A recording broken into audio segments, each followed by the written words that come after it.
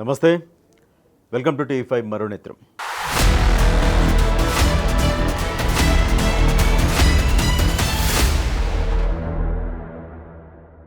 తమిళనాడులో TVK party అధినేత విజయ్ని అడ్డుకుంటోంది ఎవరు? విజయ్కి వెన్నుపోటు పొడుస్తోంది ఎవరు? నిర్ణీత గడువులోపు అసలు విజయ్ ప్రభుత్వాన్ని ఏర్పాటు చేయగలరా? ఒకవేళ తిప్పలు పడి ప్రభుత్వాన్ని ఏర్పాటు చేసినా ఆ ప్రభుత్వం ఎన్నాళ్ళు ఉంటుంది? 6 నెలలు ఉంటుందా? ఏడాది ఉంటుందా? లేదంటే పూర్తి కాలం పదవీ కాలాన్ని విజయ్ అనుభవిస్తారా? ప్రస్తుతం తమిళనాడులోనే కాదు, 2 తెలుగు రాష్ట్రాలనే కాదు, దేశవ్యాప్తంగా కూడా ఇదే చర్చ నడుస్తూ ఉంది. మొన్న టీవీకే పార్టీ అధినేత విజయ్ గవర్నర్ని కలిసినప్పుడు తన దగ్గర ఉన్న ఎమ్మెల్యేల లిస్ట్ ఇచ్చి ప్రభుత్వాన్ని ఏర్పాటు చేస్తామన్నప్పుడు గవర్నర్ గ్రీన్ సిగ్నల్ ఇవ్వలేదు. ప్రభుత్వ ఏర్పాటుకు అవసరమైన 118 మ్యాజిక్ ఫిగర్ లేదు కాబట్టి ఆయన తిరస్కరించారు. అయితే తాజాగా విజయ్ మరొకసారి లోక్ భవన్కి వెళ్ళి గవర్నర్ని కలవడం, 40 నిమిషాల పాటు గవర్నర్తో చర్చించడం, 40 నిమిషాల చర్చ తర్వాత గవర్నర్ మొత్తానికి గ్రీన్ సిగ్నల్ అయితే ఇచ్చారట. సో మొత్తానికి ముఖ్యమంత్రిగా విజయ్ ప్రమాణ స్వీకారం చేయబోతూ ఉన్నారు. ఎవరెవరు మంత్రివర్గం ఏంటి అనేది కూడా ఒక లిస్ట్ అయితే ఇచ్చినట్టు తెలుస్తూ ఉంది. అయితే ఒక వారం రోజుల లోపు ఆయన బల నిరూపించుకోవాల్సి ఉంటుంది. శాసనసభలో తన మెజారిటీ మొత్తం మ్యాజిక్ ఫిగర్ 118 మంది ఎమ్మెల్యేలని తాను నిరూపించుకోవాల్సి ఉంటుంది. లేదంటే మళ్ళా విజయ్ కష్టమయ్యే అవకాశం ఉంది. సో మొత్తానికైతే గవర్నర్ అయితే గ్రీన్ సిగ్నల్ ఇచ్చారు. ఇప్పుడు విజయ్ కోర్టులో బంతి ఉంది, నిరూపించుకోవాల్సిన బాధ్యత విజయ్ పైన ఉంది. సో ఈలోపై ఈ 1-2 రోజుల్లోనే చాలా రకరకాల పరిణామాలు, చాలా ఊహాగానాలు అన్నీ కూడా వచ్చినాయి. అంటే మన విజయ్ గెలిచాక మొత్తం పోలీస్ బందోబస్తు ఏర్పాటు చేశారు. ఒక ముఖ్యమంత్రికి కావాల్సిన భద్రత అదంతా కూడా ఎస్కార్ట్ వాహనాలన్నీ కూడా వచ్చేసినాయి. ఎప్పుడైతే డైలమాలో పడిపోయిందో విజయ్ మ్యాజిక్ ఫిగర్ అనేది, ఆ భద్రత వెనక్కి వెళ్ళిపోయింది, ఆ పోలీసు వాహనాలు మొత్తం కూడా వెనక్కి వెళ్ళిపోయినాయి. కేవలం వ్యక్తిగత భద్రతా సిబ్బంది మాత్రమే విజయ్ ఇంటి దగ్గర ఉన్నారు. దీంతో విజయ్ అభిమానులు కొంత నిరాశకు గురయ్యారు, ఆగ్రహానికి కూడా గురయ్యారు. విజయ్ని కావాలనే కొన్ని శక్తులు అడ్డుకుంటా ఉన్నాయి, ముఖ్యమంత్రి కాకుండా అని సోషల్ మీడియాలో పోస్టులు కూడా పెడుతూ ఉన్నారు. సో ఈ క్రమంలో కొత్త వార్త ఒకటి తెరపైకి వచ్చింది. అదేంటంటే విజయ్ని ముఖ్యమంత్రిగా కాకుండా చూడడానికి స్టాలిన్ నేతృత్వంలోని డిఎంకే, పళనిస్వామి నేతృత్వంలోని అన్నాడీఎంకే, ఈ 2 పార్టీలు కూడా కలిసి ప్రభుత్వాన్ని ఏర్పాటు చేయబోతున్నాయి అని. సో ఈ 2 పార్టీలకు వచ్చిన స్థానాలు లెక్కించినా కూడా మ్యాజిక్ ఫిగర్ 118 రాదు. ఆ 2 పార్టీలు కూడా మిత్రపక్షాల సహాయం తీసుకొని ప్రభుత్వాన్ని ఏర్పాటు చేస్తే ఆ ప్రభుత్వం నిలబడుతుంది. సో ఇలాంటి చర్చ సోషల్ మీడియాలో, మెయిన్ స్ట్రీమ్ మీడియాలో తీసుకొచ్చారు. అసలు నిజంగా నాకు అర్థం కాలేదు. అసలు అన్నాడీఎంకే, డిఎంకే 60 సంవత్సరాలుగా బద్ధ శత్రువులు కదా.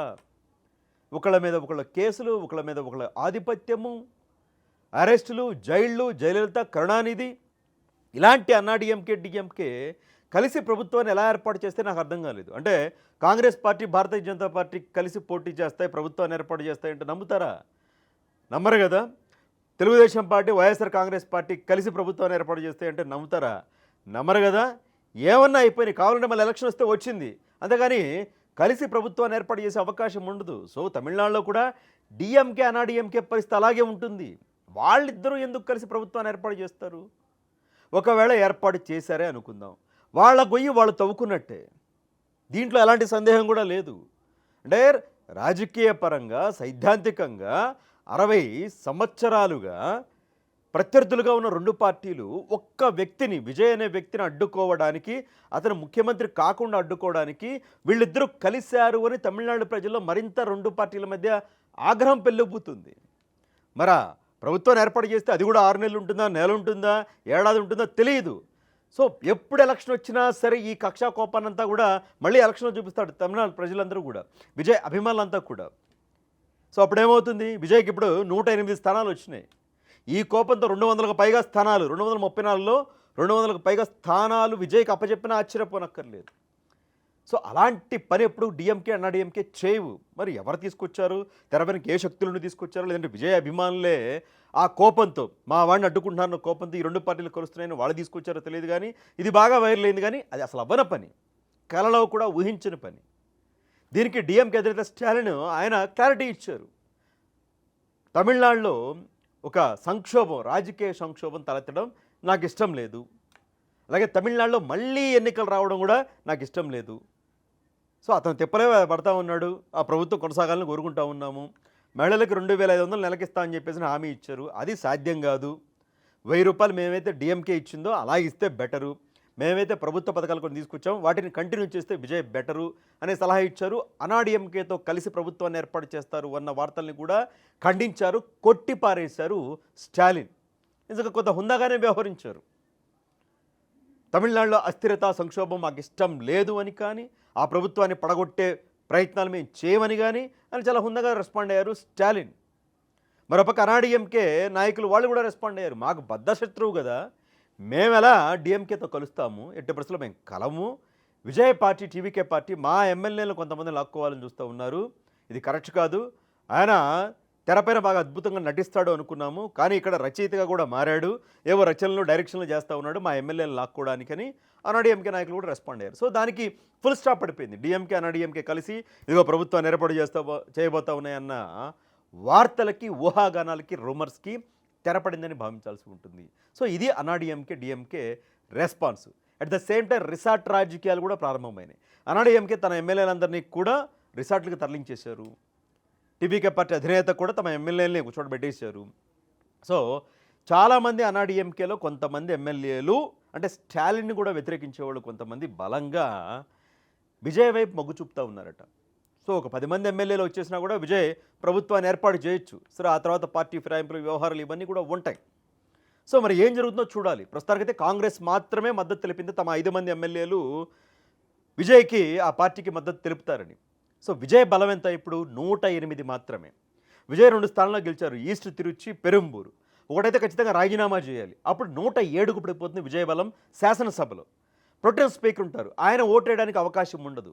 సో ప్రొటెం స్పీకర్ ఓటు వేయడానికి అవకాశం ఉండదు కాబట్టి 106కు పడిపోతుంది విజయ్ బలం. సో 108 కాస్త 106కు పడిపోతుంది. అప్పుడు 12 మంది ఎమ్మెల్యేలు కావాలి విజయ్కి ప్రభుత్వాన్ని ఏర్పాటు చేయాలి అంటే. సో ఆ 12 మందిలో ఇప్పటికే ఆల్రెడీ కాంగ్రెస్ ఒక 5, మరి సిపిఎం 2, సిపిఐ 2 ఉన్నాయి, ముస్లిం లీగ్ ఒక 2 ఉన్నాయి, అలాగే వీసీకే అనే ఒక పార్టీ ఉంది, వాళ్ళకు కూడా ఒక 2-3 స్థానాలు ఉన్నాయి. సో వీళ్ళందరూ కాంగ్రెస్, సిపిఐ, సిపిఎం, వీసీకే, ముస్లిం లీగ్ వీళ్ళందరూ కలిస్తే మాత్రం విజయ్ అనుకున్న మెజారిటీ మ్యాజిక్ ఫిగర్ అయితే ఖచ్చితంగా వస్తుంది. ఆయన ముఖ్యమంత్రిగా ప్రమాణ స్వీకారం చేస్తారు. ఇప్పటివరకు కాంగ్రెస్ మాత్రమే చెప్పింది. మరి వామపక్షాలు, ఆ ముస్లిం లీగు వీళ్ళు అంటే పోర్ట్ఫోలియోలు ఉంటాయి కదా, మొదట్లో కొంత బెట్టి చేస్తారు. నాకు తెలిసి ఒక వారం రోజులు ఖచ్చితంగా విజయ్ తన మెజారిటీని నిరూపించుకుంటాడు, సీఎంగా కొనసాగుతాడు, జరుగుతుంది. కాకపోతే కొంత మాకు ఆ మంత్రి పదవి కావాలి, వాటిలో ఇది ఈ పదవి కావాలి, ఆ పదవి కావాలి, ఇలాంటప్పుడు ఏం చేస్తారు అంటే మా దగ్గర కొంచెం బతులు ఆడుకోవాలని కొన్ని పార్టీలు బెట్టి చేస్తాయి. ఇక మేము ఇవ్వం మద్దతు, మేము లేఖ ఇవ్వం, మేము ఈ అలయన్స్తోనే ఉంటాం, ఆ అలయన్స్తోనే ఉంటామని కొంత బెట్టిచ్చేస్తారు. కానీ ఒక వారం 10 రోజులు ఇంత క్లియర్ అవుతుంది అని నేనైతే భావిస్తూ ఉన్నాను. వాళ్ళకి కావాల్సిన పోర్ట్ఫోలియోలు వాళ్ళు తీసుకుని మొత్తానికి ప్రభుత్వంలో భాగస్వామ్యులు మిగతా పార్టీలు కూడా అవుతాయి. కానీ ఇక్కడే విజయ్కి కత్తి మీద సాము. ఎవరు ఎటు నుంచి వెన్నుపోటు పొడుస్తారో తెలియదు. ఎందుకంటే ఇది సంకీర్ణ ప్రభుత్వం ఏర్పాటు చేయబోతా ఉన్నారు కాబట్టి ఎవరికి చిన్న కోపం వచ్చినా, ఎవరికి చిన్న అలకొచ్చినా, ఎవరికి ఆ పదవి రాకపోయినా సరే ఇదిగో మేము తప్పుకుంటాం మీ ప్రభుత్వం నుంచి అంటారు ఆ పార్టీలు. 2 ఎమ్మెల్యేలు అటుపోయినా, ఒక ఎమ్మెల్యే అటుపోయినా సరే ప్రభుత్వం కూలిపోతుంది. దినదిన గండమే విజయ్కి, దినదిన గండమే విజయ్కి. ఒక పక్క వీళ్ళని సంతృప్తిపరచాలి, సంకీర్ణ ప్రభుత్వంలోని పార్టీలను సంతృప్తిపరచాలి, ఒక పక్క ప్రజలకు ఇచ్చిన హామీలు నెరవేర్చాలి, ప్రజల్ని సంతృప్తిపరచాలి, నిధులు తీసుకురావాలి. మరోపక్క అటుపక్క అన్నాడీఎంకే, డిఎంకే చాలా గట్టి పార్టీలు, డక్కా మొక్కలు తిన్న పార్టీలు, 60 ఏళ్ళ నుంచి రాజకీయాలు చూస్తున్న పార్టీలు. ప్రభుత్వంలో ఉన్న పార్టీని ఏ విధంగా ఇబ్బంది పెట్టాలో వాళ్ళకి తెలుసు. అంటే ప్రతిపక్షాలు ఉన్నప్పుడు వాళ్ళు ఇంకా చాలా బలంగా ఉంటారు. వాళ్ళు అధికారంలో ఉన్నప్పుడే ఒడ్డునున్న ముసల్లా ఉంటారు. అధికారం కోల్పోతే ప్రతిపక్షంలో ఉంటే నీటిలో ఉన్న ముసల్లా ఉంటారు వాళ్ళు. అలా ఉంటుంది అన్నాడీఎంకే, డిఎంకే పట్టు. ఒక పక్క వాళ్ళు, ఒక పక్క విపక్షాలు, ఒక పక్క స్వపక్షంలోని పార్టీలు, మరో పక్క ప్రజలు. వీటన్నింటి మరి ఏమాత్రం అనుభవం లేని విజయ్ ఏ విధంగా ముందుకు తీసుకెళ్తారో చూడాలి.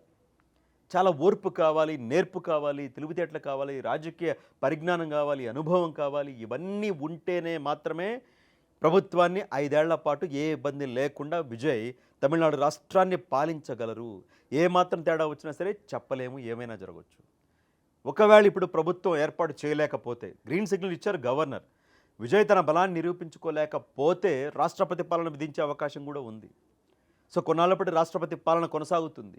నిర్ణీత గడువులోపు రాష్ట్రపతి పాలన ఉన్నప్పటికీ ఏ పార్టీ కూడా తమ మెజార్టీని నిరూపించుకోకపోతే రాష్ట్రపతి పాలన అనంతరం మళ్ళా ఎన్నికలు వచ్చే అవకాశాలు కూడా కొట్టిపారలేని తమిళనాడులో.